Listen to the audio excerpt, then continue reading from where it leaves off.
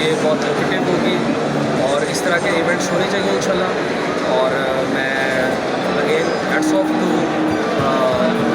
Local organisers of मकसद tourism market और इंशाल्लाह होप फॉर द बेस्ट। इंशाल्लाह उनको हम इजी सर्विसेज दे रहे हैं, लाइक जैसे आज से पहले जो हमारे ओवरसीज़ पाकिस्तानी थे उनको हज के लिए पाकिस्तान आना पड़ता था, लेकिन हमारा इस इनिशिएटिव से तवाब ग्लोबल सर्विसेज के, जैसा कि नाम से ग्लोबल है, इससे हम उनको from their origin to Saudi Arabia and Saudi Arabia to back to their origin, इसमें हम उनको कंप्लीट असिस्ट करते हैं और उनका जो पाकिस्तान आना और जाना वो उसमें हम स्किप हो गया।